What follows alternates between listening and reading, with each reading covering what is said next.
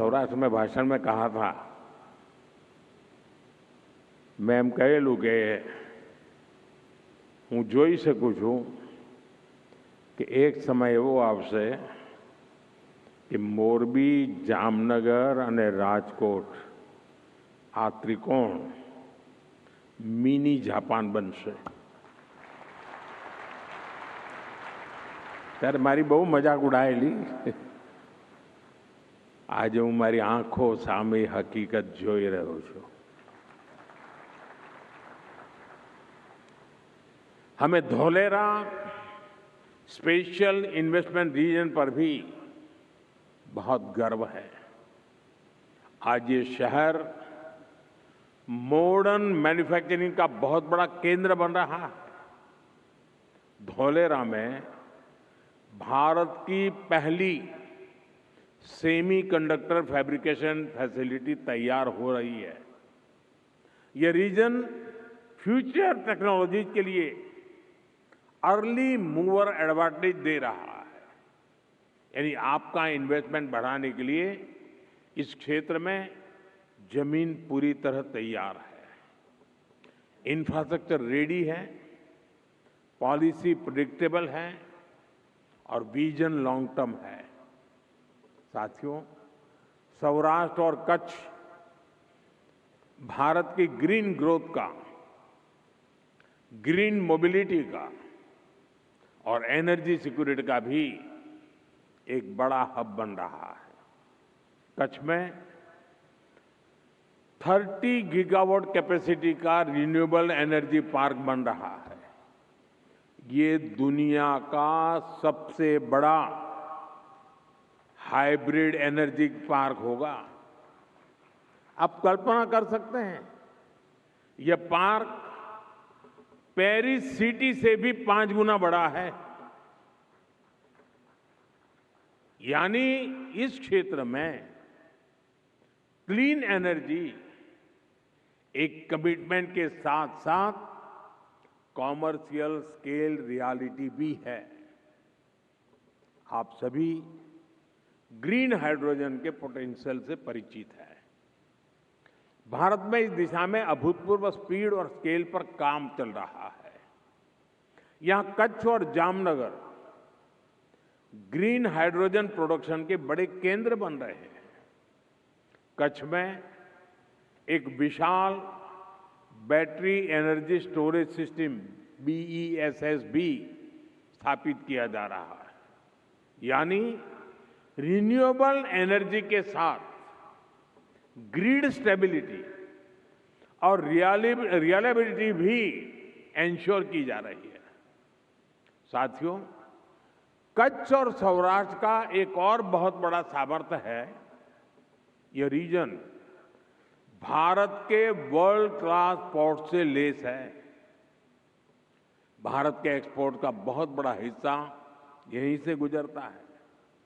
पीपावाव और मुंद्रा जैसे पोर्ट्स भारत के ऑटोमोबाइल एक्सपोर्ट्स के मेजर हब बन चुके हैं.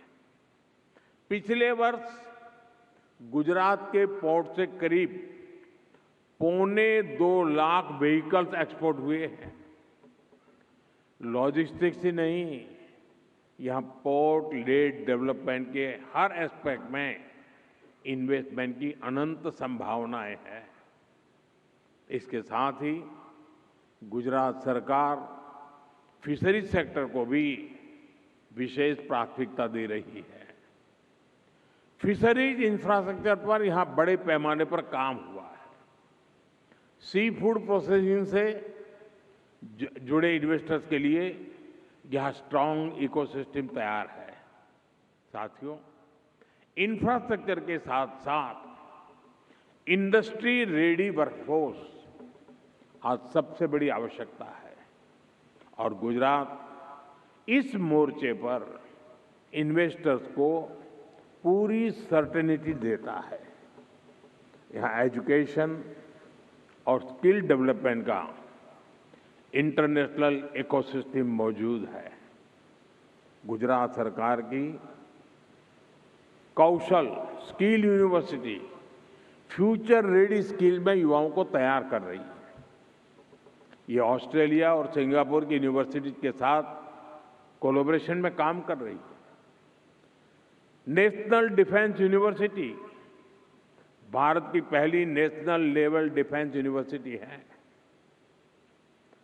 Gatishakti university road, railway, airway, waterways और लॉजिस्टिक्स हर सेक्टर के लिए स्किल मैन पावर तैयार कर रही है।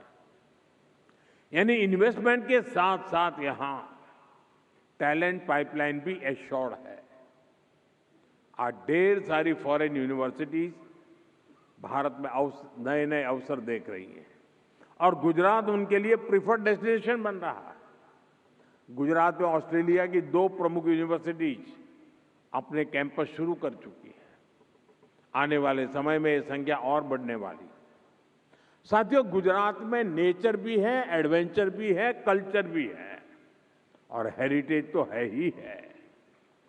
यानी टूरिज्म का जो अनुभव चाहिए वो यहां मिलेगा।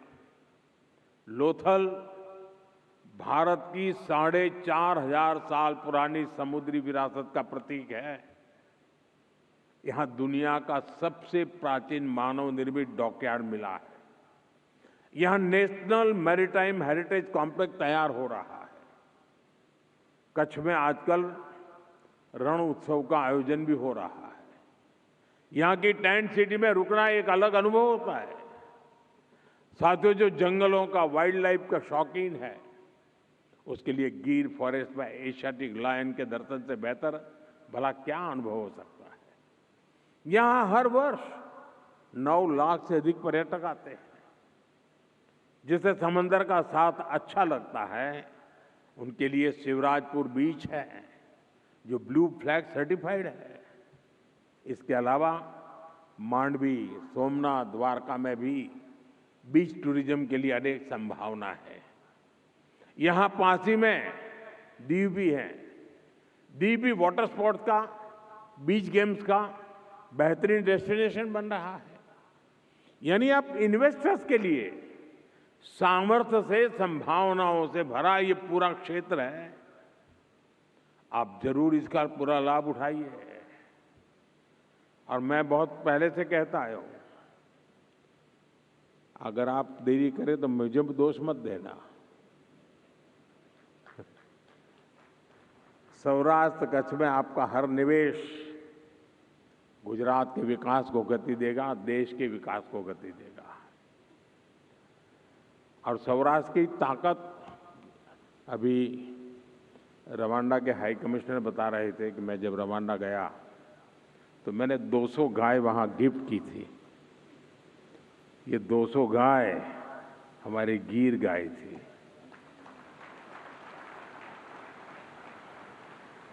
लेकिन उसकी एक विशेषता है, जब हमने 200 गाय दी वहां की ग्रामीण इकोनॉमी के लिए, तो उसमें एक नियम है कि गाय तो आपको देंगे, लेकिन उसकी जो पहली बछड़ी होगी वो आपको वापस देनी होगी और वो हम दूसरे परिवार को देते हैं।